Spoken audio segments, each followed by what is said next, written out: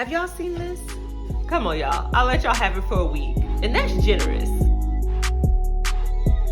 Welcome to She Knows DNA. My name is Mia Vanna, and I am a board-certified genetic counselor. I know y'all have been seeing all over TikTok where there is a trend stating that if you are a ginger, then you are black. But listen, it gave me a great topic to talk about this week. And before we get into it, please know that I am fully aware that race is a social construct.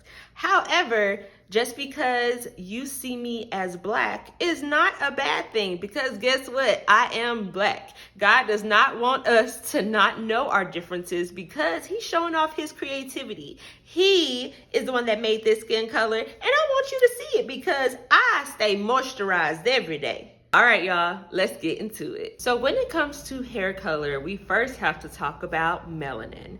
So there's something called eumelanin, and whenever you have an excess amount of eumelanin, that makes your hair black or brown.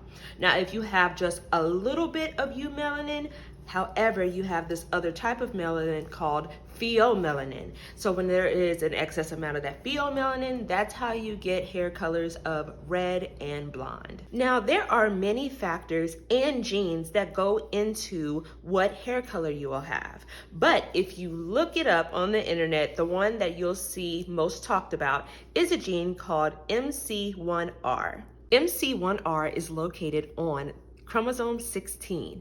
And what it is related to in the body is the production of melanin, more specifically eumelanin. Remember, that's the one that can make your hair black or brown. The issue is, if there is a DNA change or a mutation in that gene, it causes it to turn off. So if that gene is not working or loss of function, then that means that eumelanin is not being made in large quantities, therefore causing pheomelanin to kick into gear. Now, when it comes to what hair color you could or should have, of course, that all relates to genetics, especially in the family bloodline. So when it comes to black hair or brown hair, those are dominant traits or showing off dominant phenotypes. Whenever there is red hair or blonde hair, those are recessive types.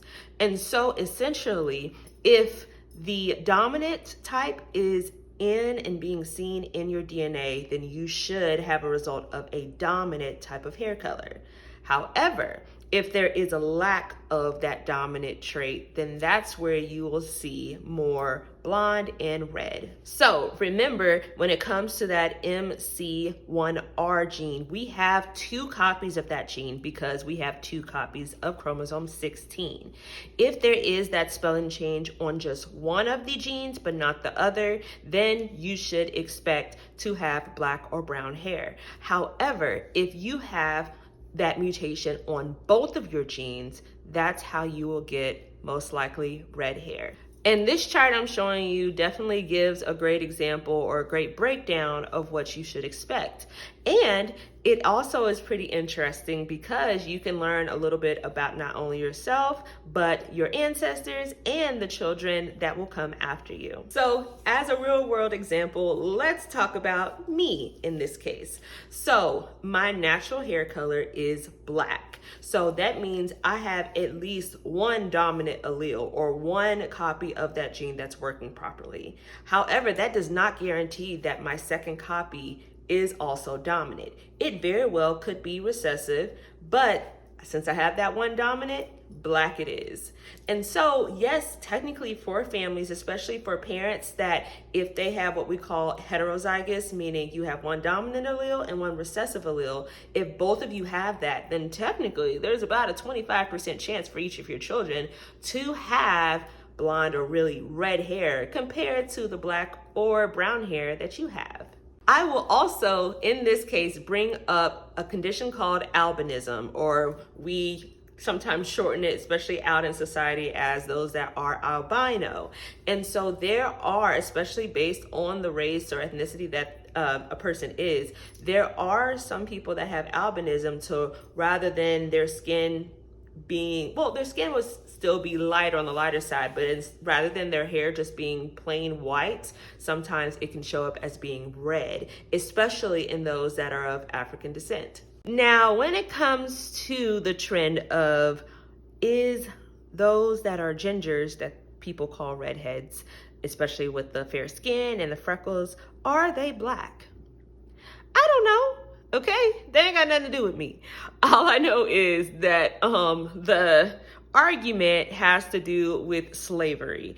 And if you read your history books that actually have all of the history in it, then you'll know that the Irish were not treated well either. We know about Black people, we know about the Native Americans. People over here did not like the Irish either. And so there's that conclusion based off that history that the Irish and those of African descent mixed because they were on the bottom of the totem pole compared to other races and ethnicities. And so boom, that's how you got redheads. And so redheads are usually, or they may be black because, child, that's just what I saw on TikTok, okay? But if you're looking for She Knows DNA to tell you if they're really black or not, I don't know. But I did tell you how you can get red hair and how they can get red hair. So we can just stop right there. And then, you can go ask somebody that's a genealogist or something to figure the rest out. But I'm not a historian. I know my scope of practice. Okay? So this is not the place to find that out, but at least you left learning something. Does that count? Goose behind me, he said yes. And now to leave you with words of wisdom. These past few weeks have been just filled with so many celebrations for my family. My brother graduated from college. My little cousin, she got her associates. There was Mother's Day, there was Father's Day, and I know one of my cousins next weekend, or this coming weekend, will be graduating. So, in the words of my brother Keelan, while I am singing every word to every song that comes on the radio, whether you change stations or not, Mia, shut up! Gosh! You know every song. I'm gonna let y'all sit in y'all spirit for a second, because how is that a bad thing that I know music? Okay, they changed it from, it was on the gospel channel, I was singing it. It was on the R&B channel, I was singing it. Then we moved to the pop, I was singing it. And then we went over to like just rap music, I was singing it. And he was just fed up. It's bad enough that I hum all the time. I get that from my granny. And it's funny too, because he hums too. But me, it's a problem. What y'all think? Well, that is all I have for y'all this week. Please feel free to like, comment, subscribe, all the things. Let me know if there are any topics you would like me to cover, or if you would like to come speak to your kids, your church, your nursing home. Child, it don't matter. If you'd like me to come and speak on genetics for your group, just hit me up.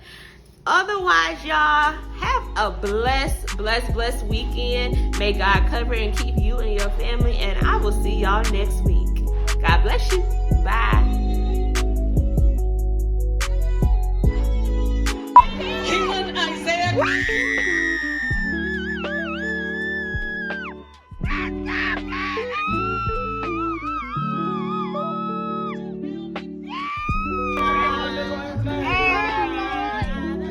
Baby Keelan. Y'all, this is my grandchild. Okay. Graduate.